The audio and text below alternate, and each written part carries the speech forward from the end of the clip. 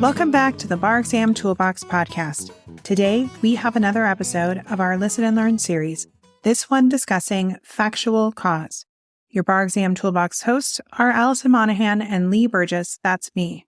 We are here to demystify the bar exam experience so you can study effectively, stay sane, and hopefully pass and move on with your life.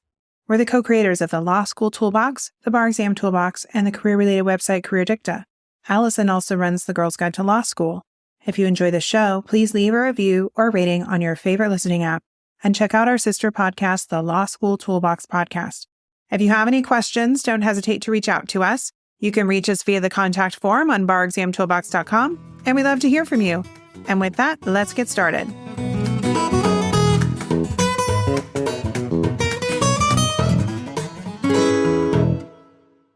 This is Lee from the Law School Toolbox. Hello, and welcome back to the Listen and Learn series. Today, we will be discussing factual cause, a subtopic of negligence. Whether you're preparing for a law school torts exam or studying for the bar exam, you will find factual cause on every negligence essay. Since negligence is one of the most highly tested topics on both the bar exam and torts exams in law school, this episode should be extremely useful for you. Let's get started by reviewing negligence. Negligence is when a defendant fails to take proper care when doing something and it causes injury to another person. To prove that a defendant acted negligently, a plaintiff must prove 4 elements: duty, breach, causation, and damages. As you might have guessed, today's topic of factual causation falls within the causation element of negligence. The causation element is all about showing a connection between the defendant's breach and the plaintiff's harm. To satisfy the causation element, a plaintiff must prove both factual and proximate causation. Proximate causation was already discussed on an earlier podcast episode. If you have any questions on proximate causation, be sure to check out episode 186 of our Bar Exam Toolbox podcast, and we will link to that episode in the show notes. Since this episode is focused solely on factual causation, we will ignore all other elements for today. But remember, whenever you are analyzing negligence, you should analyze duty, breach, causation, which includes both factual and proximate, and damages. So let's start by talking about what factual causation even is. Factual causation is all about showing what actually caused the plaintiff's injuries. In other words, the plaintiff's injuries need to, in some way, be traced back to the defendant's conduct. This is why factual causation is sometimes called actual causation. There are 5 ways you can prove factual causation. You do not need to prove all 5 for the defendant to be the factual cause of the plaintiff's injuries. In fact, you would never be able to satisfy all 5 tests for one issue. Rather, you only need to satisfy one of these tests to prove factual causation. I'm going to walk you through each one, explaining what it is and when to use one approach over another. The first way and most common way to prove that a defendant was the factual cause of a plaintiff's injuries is through the but-for test. This test asks a simple question: but for the defendant's conduct, would the plaintiff have been injured?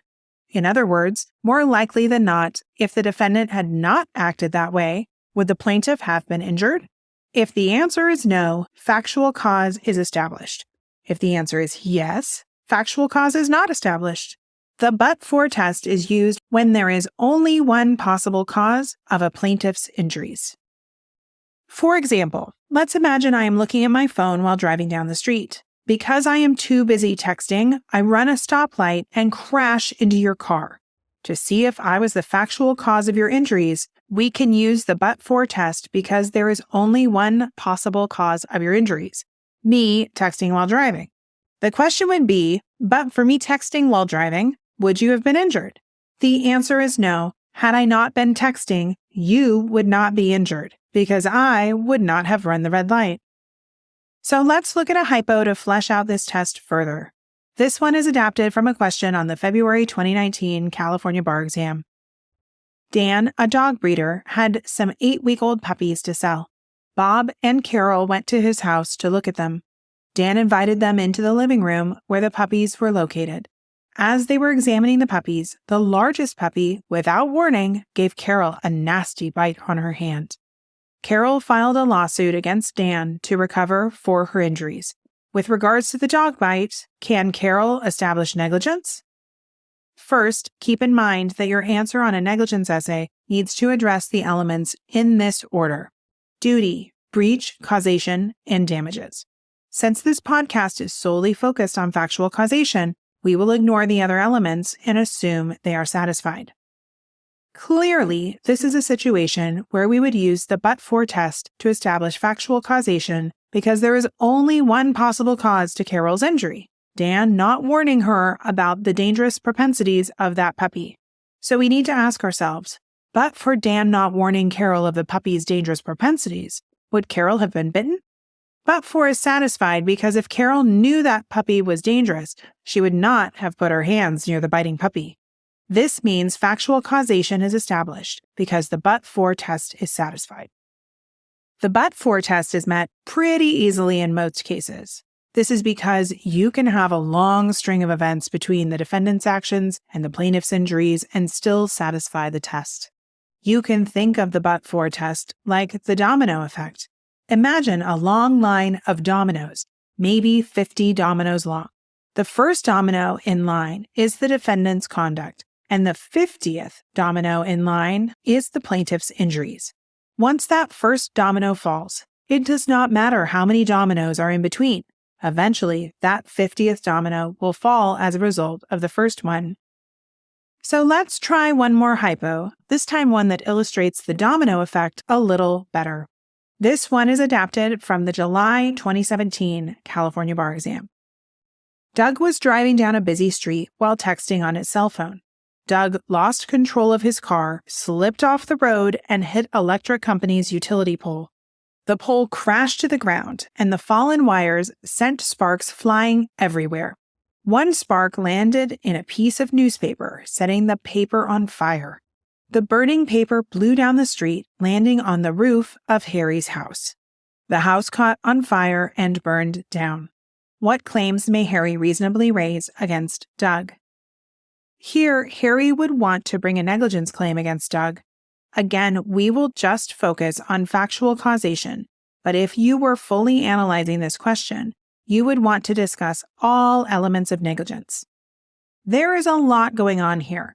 The chain between Doug texting while driving and Harry's house burning down is fairly long with a lot of strange events in between. But don't let that trick you. The amount of events in between a defendant's conduct and the plaintiff's injury, as well as the types of those events, is an issue with proximate cause. We are just focused on factual cause here, and remember, all we need for factual causation is a line of dominoes where that last domino falls because the first domino fell. So let's ask the question, but for Doug texting while driving, would Harry's house have been burnt down? The answer is no, and but for causation is satisfied. This is because had Doug not been texting while driving, he would have not lost control of his car and slipped off the road. If he did not lose control of his car and slip off the road, he would not have hit a utility pole. If he did not hit a utility pole, sparks would not have flown everywhere. If sparks had not flown everywhere, one would not have landed on a piece of newspaper, setting it on fire. If that piece of newspaper did not blow down the street, it would not have landed on the roof of Harry's house. And finally, if the piece of newspaper did not land on the roof of Harry's house, the house would not have caught on fire and burned down. Again, don't let the chain of events in between trick you when it comes to factual cause. If you can establish a chain or causation, much like I just did with Doug and Harry, you satisfied the but-for test. To recap, the but-for test is one way to prove factual causation and is used when there is only one single cause to the plaintiff's injuries. This can be distinguished from the next way to prove factual causation, the substantial factor test. The substantial factor test is used when the defendant's conduct was a substantial factor in causing the plaintiff's harm. You want to use this test instead of the but-for test when you have multiple tortfeasors or multiple causes to the plaintiff's single injury. If the defendant was a substantial factor in causing the plaintiff's injury, then factual causation is established. So let's think back to that first example about me running the red light and change the facts slightly. This time, I'm still looking at my phone while driving down the street. At the same time, the driver of the car coming from the opposite direction is also looking at their phone while driving. Because both of us are too busy texting, we both run the stoplight and crash into your car at the same time. So let's first try the but-for test on these facts and ask ourselves, but for me looking at my phone while driving, would you have been injured? This is true. You would have been injured had I not been looking at my phone. Whether I was looking at my phone, driving extremely safely, or not even on the road that day, you likely still would have been injured. The other driver coming from the opposite direction still would have hit you. This means, under the but-for test, you will not be able to satisfy factual causation against me or the other driver. Not holding us liable, though, does not align with the principles of tort law, so there must be some way that we can still be liable. That is where the substantial factor test comes into play. Even though I was not the but-for cause, I was a substantial factor in causing your injuries. So is the other driver. This means that factual causation in this set of facts would be established through the substantial factor test, not the but-for test. A third way to satisfy factual causation is through alternative liability. Alternative liability is used when there is a small group of negligent defendants and the plaintiff is uncertain which one actually caused their injury. If the plaintiff does not know which one negligent defendant caused their injury, the plaintiff can shift the burden to the defendants to prove that they were not the factual cause.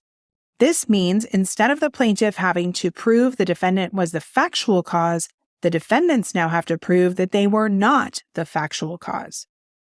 The most famous example of alternative liability is in the case Summers v. Tice, 1948, the case that established the test.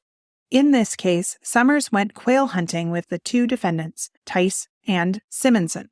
Tice and Simonson both shot at a quail in the direction of Summers. Summers was hit with 2 pellets, one in his eye and the other in his lip. Summers sued both Tice and Simonson for negligence, but the issue was that it was unknown which pellet was shot by which defendant. The court held that because both defendants had been negligent, justice required that the burden of proving factual causation should be shifted to the defendants. If, for example, Tice were able to prove it was not his pellet, he would not be liable. If Tice could not prove it was not his pellet, he would be liable. Alternative liability can be distinguished from the next way to prove factual causation, market share liability. Market share liability is also used when it is uncertain which defendant caused the plaintiff's injury. In this case, the court will hold each defendant liable for its proportional share of the overall market. This sounds extremely similar to alternative liability, so let's talk about it. Clearly, the two are similar in that both are used when the plaintiff does not know which defendant caused their injury. However, the similarities stop there. Market share liability is used when the fact scenario deals with injuries caused by products, like paint or medicine. As you can imagine, the Summers court would not be able to hold Tice and Simonson liable under market share liability because there is no share in the market for a product the two could have even owned in this situation. They were not manufacturing a product, they were rather hunting for quail and misshot. It would, however, be possible to hold companies liable under market share liability, not individual people. An example of this is in the case Sindel v. Abbott Laboratories in 1980. The case that established market share liability. In this, the plaintiff's mother took prescribed drugs while pregnant with the plaintiff, and years later the plaintiff developed cancer as a result of the drug. It was impossible to know which drug company to sue because around 200 companies manufactured the drug at the time. The court held that it was not fair for the defendants to escape liability merely because it was impossible to prove which specific company caused the harm. The court held that the companies should pay damages in the amount of their respective shares of the market. As you can see, market share liability has a pretty narrow scope. If you see facts dealing with companies who market a product accompanied by percentage shares of that market, then you should consider using market share liability to prove factual causation. The final way a plaintiff can prove that a defendant factually caused their injuries is through the loss of chance doctrine. This doctrine is only used in medical malpractice situations, so its scope is also very narrow.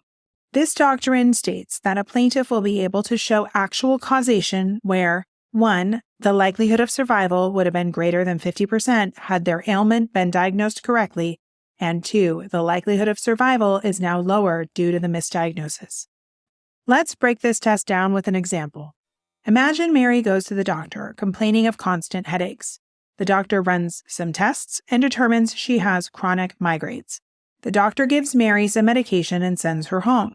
A year later, Mary is still suffering with headaches and goes back to the doctor.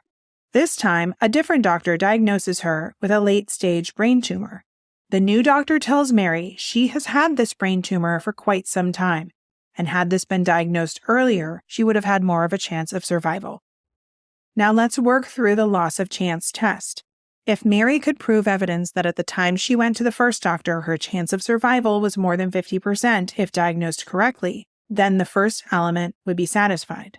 The second element is satisfied because the new doctor told Mary her chance of survival is now lower due to the initial misdiagnosis.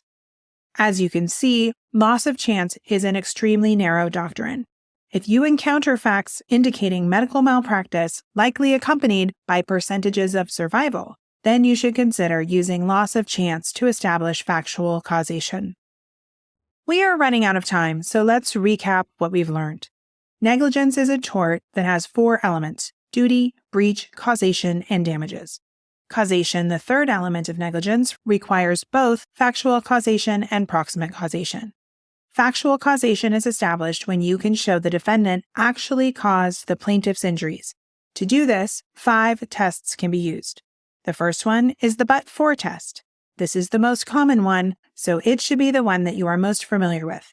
The but-for test requires you to ask the question, but for the defendant's negligence, would the plaintiff have been injured? You should use this test when you have one potential cause for the plaintiff's injuries. The second test is the substantial factor test. This one asks whether the defendant was a substantial factor in the plaintiff's injuries. You should use this test when you have multiple tortfeasors or multiple causes to the plaintiff's injury.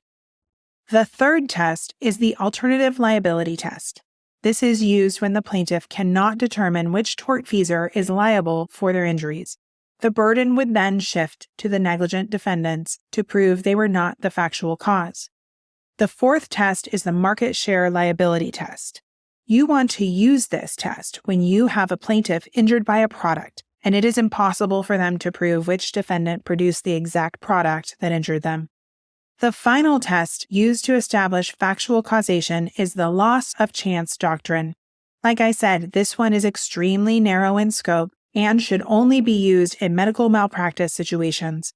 Factual cause is established under loss of chance, where 1. The likelihood of survival would have been greater than 50% had their ailment been diagnosed correctly, and 2. The likelihood of survival is now lower due to the misdiagnosis. All right, that's a wrap for today. Glad you could join me as we discussed factual cause. If you enjoyed this episode of the Bar Exam Toolbox podcast, please take a second to leave a review and rating on your favorite listening app. We'd really appreciate it, and be sure to subscribe so you don't miss anything. If you have any questions or comments, please don't hesitate to reach out to myself or Alison at lee@barexamtoolbox.com or alison@barexamtoolbox.com, or you can always contact us via our website contact form at barexamtoolbox.com. Thanks for listening, and we'll talk soon.